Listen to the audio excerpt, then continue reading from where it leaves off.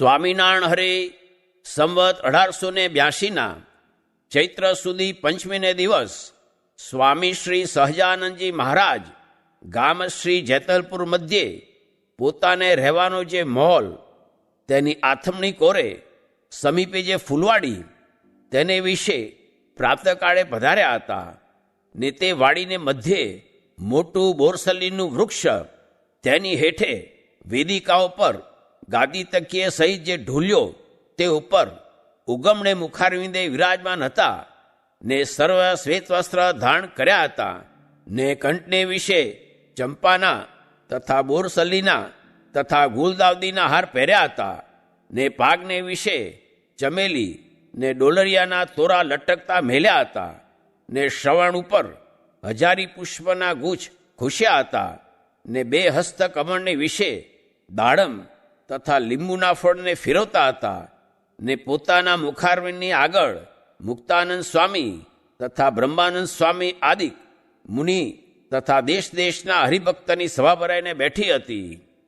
પછી શ્રીજી મહારાજ ઘડીક સુધી વિચારીને એમ બોલ્યા છે, સર્વે સાંભળો, એક વાર્તા કરીએ છીએ.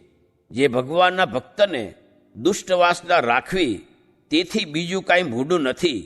કાં જે દુષ્ટ વાસનાવાળા ભક્ત છે તે અમારે સમીપે રહે છે તો પણ તો સુખ્યા નથી રહેતા. કેમ જે તેમણે પ્રભુ ભજતા પ્રથમ એમ માગ્યું હતું જે હે મહારાજ, તમારી સમીપે રાખજો, પણ દુષ્ટ વાસના ટાળી નહીં, તે સારું દુખ્યા છે.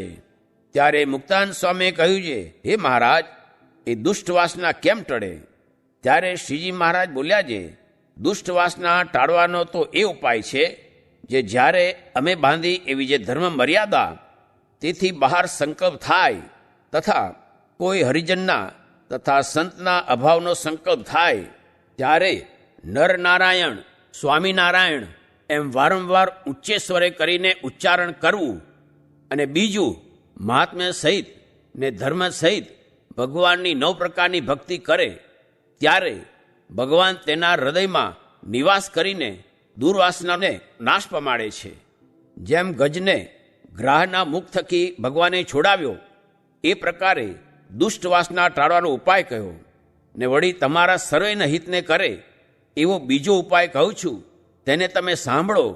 જે પંચવર્તમાન સંબંધી જે પોતાની ધર્મ મર્યાદા તેનું જાણીને તો ક્યારેય ઉલ્લંઘન કરવું નહીં, અને જો અજાણે તેનું ઉલ્લંઘન થાય તો તેનું તત્કાળ પ્રાયશ્ચિત કરવું ને પોતાનું સ્વરૂપ સાક્ષી માનવું.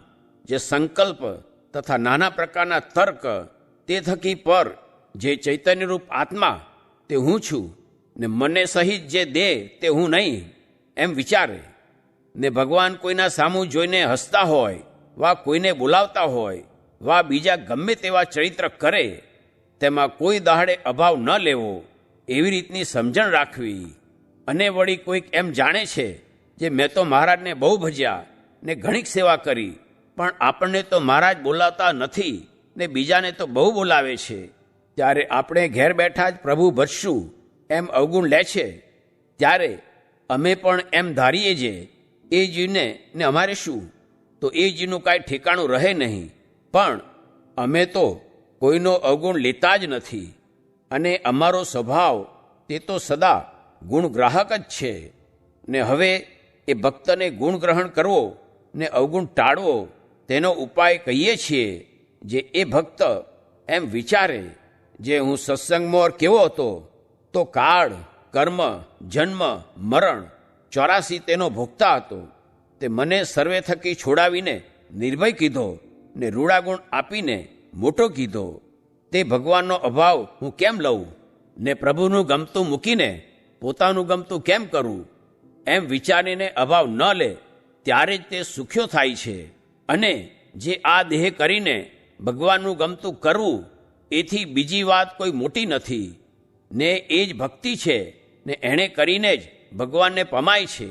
માટે માન ઈર્ષા તથા કામ ક્રોધ લોભ એ આદિ કલ્યાણના વિરોધી છે, તે સર્વેને ત્યાગ કરવા. ને તેમાં માન છે તે તો અતિ ભૂંડામાં ભૂંડું છે. તે જુઓ ને, બીજા વર્તમાનમાં કાંઈ કાચપ થોડી ઘણી હોય તો પણ સત્સંગમાં નભ્યો જાય છે. પણ માનવાળા તો નભી શક્યા જ નહીં. માટે હે સંતો, નિર્માનાદિક વર્તમાનમાં કોઈ દિવસ ચૂક પડવા દેશો નહીં. અતિ કુશળ રહેવું અને દેહ થકી પોતાનું સ્વરૂપ જુદું જાણવું અને શ્રી પુરુષોત્તમ એવા જે શ્રી નરનારાયણ તેમની નિરંતર ખટકે સહિત ભક્તિ કરવી ને ભગવાનની અખંડ સ્મૃતિએ સહિત ભજન કરવું, તે તો ભગવાનના પ્રગટ દર્શનના સુખ તુલ્ય છે. બીજું, આપણા સત્સંગમાં શાસ્ત્ર ભણતા આવડે તેણે કરીને કાંઈ મોટો નહીં. ત્યારે કોણ મોટો? તો 14 લોક પર્યંત તૃણ સમાન જાણે એવા વૈરાગ્યની અવધિએ યુક્ત હોય અને જેમ દેહને વિશે આત્મબુદ્ધિ છે તેમ પરમાત્મા જે પુરુષોત્તમ તેના સ્વરૂપની દ્રઢતા સાક્ષાત્કાર બોધેયુક્ત હોય ને સુષુપ્તિની વિશે જેમ જગતની વિસ્મૃતિ છે તેમ જાગ્રત અવસ્થાને વિશે જગતની વિસ્મૃતિએ યુક્ત વર્તે એવો જે હોય તે આપણા સત્સંગમાં મોટેરો છે. ઇતિ વચનામૃતમ. એવી રીતે જેતલપુર પ્રકરણનું 3જું વચનામૃત જે તે થયું. ભગવાન મળ્યા, સાધુ મળ્યા તે કલ્યાણ તો થશે, પણ જ્ઞાન વિના અંતરમાં સુખ ન થાય. સ્વામિનારાયણ હરે સ્વામીએ વાત કરી જે મહારાજ કહેતા જે હરિભક્ત કોઈ રીતે સુખ્યા થતા નથી. તે જો રૂપિયા આપીએ તો દર્શન કરવા નવરા થતા નથી, ને ગરીબ રાખીએ તો કહેશે જે ભાતું ન મળે. શું દર્શને જઈએ? માટે 2 વાતે જીવ ભગવાનને ભજતા નથી. તે સારું 4 ઉપાય કરીએ છીએ. તે સામ જે વાતો કરીએ છીએ, ને દામ જે ભગવાન આપીએ છીએ, ને ભેદ જે સર્વે ખોટું કહીએ છીએ, ને દંડ જે જમપુરીના દુઃખ દેખાડીએ છીએ, એમ કરીએ છીએ. સ્વામિનારાયણ સ્વામીએ વાત કરી છે આપણા દેહના પૂર્વના હાડકાં આપણી આગળ પડ્યા હોય પણ તેની આપણને ખબર ન પડે. સ્વામિનારાયણ હરે સ્વામીએ વાત કરી છે ગામ ગઢડામાં વાત કરી છે સત્વગુણની મૂર્તિ હોય તેને ભગવાનનો નિશ્ચય ન થાય, અને તમોગુણની મૂર્તિ હોય તેને ભગવાનનો નિશ્ચય થાય.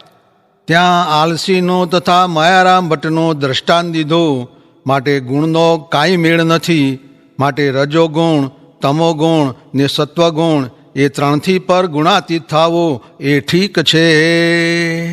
સ્વામિનારાયણ હરે સ્વામીએ વાત કરી છે વાઘા ખાચરે પૂછ્યું છે સંપૂર્ણ થયા કેમ કહેવાય? ત્યારે સ્વામી બોલ્યા છે આત્મા ને પરમાત્મા બેનું જ્ઞાન થાય ને 6ઠ્ઠો નિશ્ચય કયો છે એવો થાય ત્યારે પૂરું થયું કહેવાય. ને એ વાત તો વક્તા જો નિર્દોષ હોય ને વિશ્વાસ હોય તો થાય તેવું છે. નીકર દાખલો કરતાં ભગવાનની દ્રષ્ટિ થાય ત્યારે કાળાંતરે સમજાય. સ્વામિનારાયણ હરે સ્વામીએ વાત કરી છે આ લોકનું સુખ કેવું છે તો 16 દાડાનું શ્રાદ્ધ ને પછી બંદૂકની ગોળીયું છે. ને કૃપાનંદ સ્વામીને સમાધિમાંથી ઉઠાડ્યાની વાત કરી. સ્વામિનારાયણ હરે સ્વામીએ વાત કરી છે પ્રેમી ભગવાનમાં પણ વળગે ને બીજે પણ વળગે, ને જ્ઞાની હોય તે બીજે વળગે નહીં. ને કોઈ આંટી આવે તો જ્ઞાની પણ વળગે. તે ઉપર ભીષ્મ પિતાનું દ્રષ્ટાંત દીધું. એ જ્ઞાની હતા પણ પક્ષે કરીને વળગ્યા. સ્વામિનારાયણ હરે સ્વામીએ વાત કરી છે ક્લેશ કેમ ના આવે એ પ્રશ્નનો ઉત્તર કર્યો છે રાગ, પક્ષ ને અજ્ઞાન એ 3 ન રહે તો ક્લેશ ન આવે, ને એમાંથી એક હોય તો પણ ક્લેશ આવે. સ્વામિનારાયણ હરે સ્વામીએ વાત કરી છે આનંદજી સંઘાડિયાને ત્યાં મહારાજ બેઠા હતા. તે કહે માયાનું રૂપ કહીએ તો કહે કહો. પછી કહે શાહુકારનો દીકરો મરે તો તમારે કેમ? તો કહે બહુ ભૂંડું કહેવાય.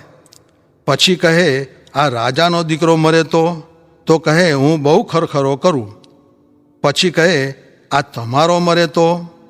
ત્યારે તો એ ઘડીએ સંગેડો બંધ રહી જાય અને ભૂંડું થાય એમ છે. પછી મહારાજ કહે હવે મોહનું રૂપ કહીએ છીએ જે આ બ્રહ્માથી લઈને સૌને લોહીમાં મોહ થાય છે. એકલું કરકું હોય કે પત જરતું હોય તો ન થાય. જીવ માત્રને કરકે નજર છે. જેમ ચીલ ચડે આસમાને રે નજર તેની નીચી છે. જોઈ મારણને મન માને રે અન્ય જોવા આંખ મીચી છે. જેમ સુખડ ઘસીને ભગવાનને ચડાવે છે તેમ દેહને ઘસીને કરકાને ચડાવે છે. અને આ જીવ ચામડિયો છે ને ચમારને ઘેર અવતર્યો હોય તો ત્યાં પણ આનંદ ને ત્યાં કુંડ રાતદી ગંધાય, એમ આ દેહ પણ ચમારના કુંડ જેવો છે. તેમાં જીવ આનંદ કરીને બેઠો છે, પણ ગીંગાની ઘોડે ગુલાબની સુગંધી લે નહીં. અને આ દેહમાં તો હાડકાં, પરુ, પાચ, લાળ ને લીંટ ભર્યા છે, ને નવ દ્વારે નરક ઝરે છે, ને કેવળ નરકની કોથળી છે, ને ઉપર ચર્મ મળ્યું છે, ને ક્ષણભંગુર કર્યો છે, માટે કાંઈ જ માલ નથી. તેમાંથી હેત તોડીને આત્મામાં કરવું. જેમ ઓલી સમડીએ માંસનો લોચો રાખ્યો તો ત્યાં લગી એને બીજીએ ચાંચ મારી ને કરકોલી, પણ મૂકી દીધો તે બીડી સૌ ગઈ. એમ આ દેહરૂપી લોચો મૂકીને સત્તા માત્ર થાવું, તેમાં સુખ છે. ને દેહે કરીને તો પ્રભુ ભજી લેવાય એટલો તેમાં માલ છે. સ્વામિનારાયણ હરે. સ્વામીએ વાત કરી જે દશોંદ વિશોંદ કહી છે તે જો ભગવાન રૂપિયા આપે તો કાઢવી એ તો ઠીક છે, પણ ભેળી આ સાધુની વાતું ભેળા રહીને સાંભળવી એ પણ દશોંદ વિશોંદ કાઢવી, તે વિના તો જ્ઞાન થાય નહીં.